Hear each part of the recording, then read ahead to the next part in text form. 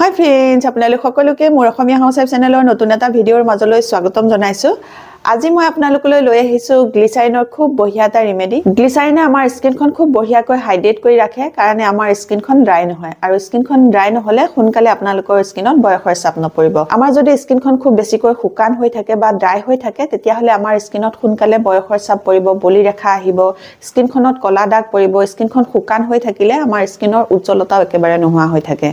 স্কিনৰ ড্ৰাইনেছ সমস্যা, কলা দাগ বা বয়সৰ ছাপ সোনকালে পৰা এইবোৰ যদি সমস্যা দূৰ কৰিবলৈ বিচাৰিছে তেতিয়া হলে আপোনালোকৰ খোৱা-বোৱাৰ ওপৰতো ধ্যান ৰাখিব লাগিব আৰু লগতে আপোনালোকৰ স্কিনখনৰ বাহিৰৰ ওপৰত যত্ন ল'ব লাগিব। স্কিনখন হাইড্ৰেট কৰি ৰাখিবলৈ হলে আপোনালোকে দিনে 8 পৰা 10 গ্লাছ পানী খাব, সেউজীয়া শাক-পাচলি খাব, জাংক ফুড নাখাব, ফাষ্ট ফুড নাখাব, তেল মছলাযুক্ত খাদ্য নাখাব।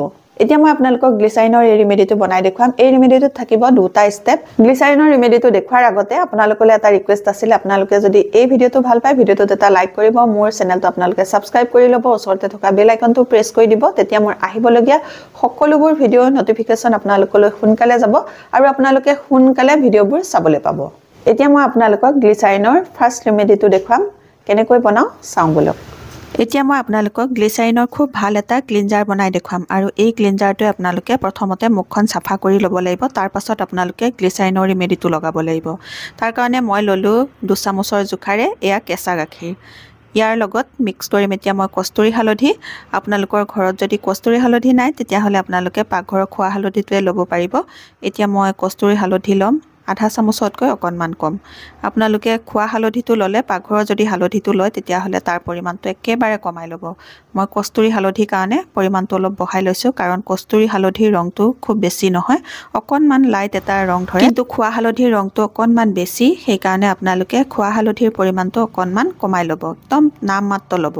এতিয়া মই গ্লিচাৰিন লৈছোঁ। গ্লিচাৰিনটো মই 8 পৰা 10 টোপালৰ জোখাৰে এয়া লৈছোঁ আৰু এয়া ইয়াতে মিলাই লৈছোঁ।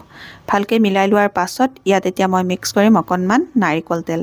নাৰিকল তেলেও আমাৰ স্কিনখন ক্লিন কৰাত বহুত বেছিকৈ সহায় কৰে, সেইকাৰণে মই ইয়াত সমান পৰিমাণে নাৰিকল তেল লৈছোঁ। নাৰিকল তেল আৰু গ্লিচাৰিন আপোনালোকে সমান পৰিমাণে মিহলাই ল'ব আৰু এতিয়া তৈয়াৰ হৈ গৈছে খুব বঢ়িয়া এটা ক্লিনজাৰ। লগোৱাৰ নিয়মটো মই ভিডিঅ'টোৰ পিছলৈ আপোনালোকক দেখুৱাইছোঁ।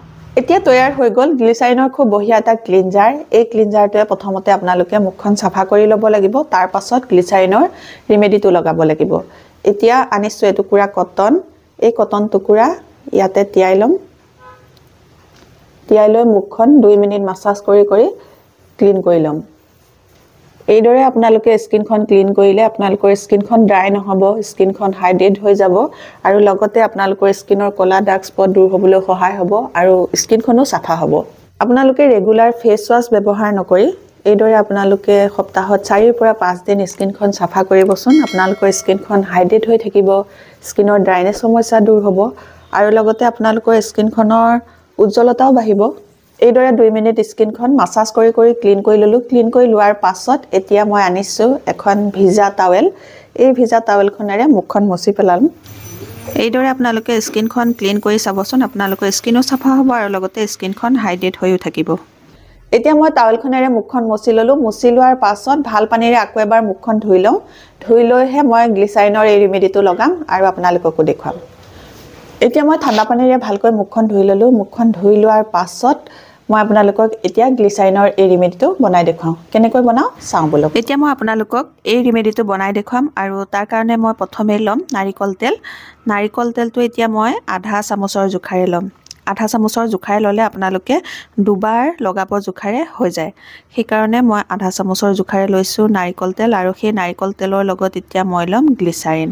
গ্লিচাৰিনো মই এতিয়া ইয়াত আধা চামুচৰ জোখাৰে ল'ম। গ্লিচাৰিনে আমাৰ স্কিনখন হাইড্ৰেট কৰিবলৈ সহায় কৰে, সেইকাৰণে ঠাণ্ডাৰ দিনত আৰু যিসকলৰ ড্ৰাই স্কিন আপোনালোকে ৰেগুলাৰ গ্লিচাৰিন ব্যৱহাৰ কৰিব। ৰেগুলাৰ গ্লিচাৰিন ব্যৱহাৰ কৰিলে আপোনালোকৰ স্কিনখন ড্ৰাই নহ'ব আৰু স্কিনখনো আপোনালোকৰ হাইড্ৰেট হৈ থাকিব।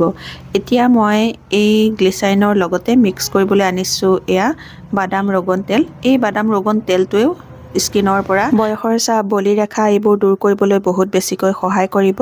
এতিয়া মই গোটেইকেইটা বস্তু ইয়াতে ভালকৈ মিক্স কৰি লৈছোঁ মিক্স কৰি লোৱাৰ পাছত ইয়াৰ লগত এতিয়া মই মিক্স কৰিম এয়া ভিটামিন ই কেপচুল এটা এই ভিটামিন ই কেপচুলেও আমাৰ স্কিনৰ পৰা ৰিংকল দূৰ কৰিবলৈ আৰু আমাৰ স্কিনৰ কলা দাগ দূৰ কৰিবলৈ স্কিনখন হাইড্ৰেট কৰি ৰাখিবলৈ বহুত বেছিকৈ সহায় কৰিব এতিয়া মই গোটেইকেইটা বস্তু এয়া ভালকৈ মিক্স কৰি লৈছোঁ মিক্স কৰি লোৱাৰ পাছত এইটো ৰিমেডি খুব ধুনীয়াকৈ তৈয়াৰ হৈ গ'ল আৰু যিসকলৰ আপোনালোকৰ অইলি স্কিন আপোনালোকে ইয়াৰ লগতে অকণমান এল'ভেৰা জেল মিক্স কৰিব তাৰ পাছত মুখত লগাব এতিয়া এই ৰিমেডিটো তৈয়াৰ হৈ গ'ল লগোৱাৰ নিয়মটো মই ভিডিঅ'টো পাছলৈ দেখুৱাই আছোঁ কেনেকৈ লগাব লাগে চাওঁ বলক এতিয়া তৈয়াৰ হৈ গ'ল গ্লিচাৰিনৰ খুব বঢ়িয়া এটা ৰিমেডি এই ৰিমেডিটোৱে আপোনালোকৰ স্কিনখন হাইড্ৰেট কৰি ৰাখিব পাৰিব স্কিনখনৰ উজ্জ্বলতা বঢ়াব কম বয়সতে যদি আপোনালোকৰ স্কিনখনত বয়সৰ চাপ পৰিছে বয়সৰ চাপ দূৰ কৰিবলৈ সহায় কৰিব স্কিনৰ ড্ৰাইনেছ সমস্যা দূৰ কৰিব এই ৰিমেডিটো লগোৱাৰ আগত আপোনালোকে প্ৰথমতে অকণমান গোলাপ জল ল'ব গোলাপ জল অকণমান হাততে লৈ লৈছোঁ লৈ পেলাই প্ৰথমতে মুখখনত লগাই ল'ব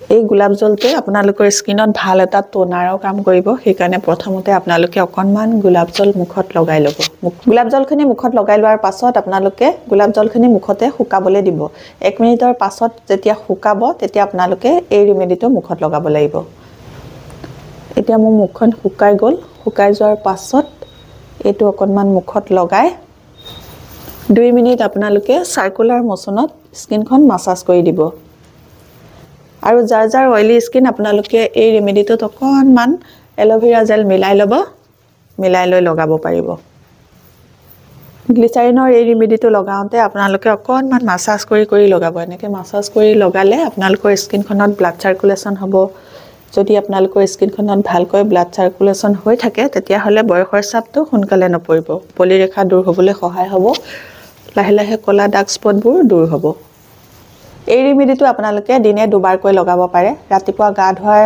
পাছত লগাব আৰু ৰাতি শুৱাৰ আগত আকৌ এবাৰ লগাব এনেকৈ দিনে দুবাৰকৈ আপোনালোকে লগাব পাৰে এতিয়া এই বাটিটোত অকণমান বাকি আছে মুখত লগাই যিখিনি বাকি থাকিলে মই হাততো অকণমান লগাই দিম আৰু যদি আৰু অকণমান বেছি হৈ থাকে মই ভৰিটো লগাম আপোনালোকে আপোনালোকৰ হাতে ভৰিয়ে সকলোতে লগাব পাৰিব আপোনালোকৰ হাত ভৰি স্কিনখনো খুব ধুনীয়াকৈ হাইড্ৰেট হৈ থাকিব স্কিনখন নাফাটে ড্ৰাই হৈ নাযাব আজি মই এই ভিডিঅ'টোত আপোনালোকক গ্লিচাৰিনৰ খুব বঢ়িয়া ৰিমেডি দেখুৱালোঁ আপোনালোকে নিশ্চয় এই ৰিমেডিটো ভাল পাইছে যদি ভাল পাইছে তেতিয়াহ'লে মোৰ ভিডিঅ'টোত এটা লাইক কৰিব মোৰ চেনেলটো ছাবস্ক্ৰাইব কৰি ল'ব আৰু আপোনালোকে আপোনালোকৰ ফ্ৰেণ্ডৰ লগতো ভিডিঅ'টো শ্বেয়াৰ কৰি দিব আজিৰ এই ভিডিঅ'টো মই ইমানতে সামৰিম নতুন এটা ভিডিঅ'ৰ সৈতে আপোনালোকৰ মাজলৈ আকৌ আহিম তেতিয়ালৈকে নমস্কাৰ আজিলৈ আহোঁ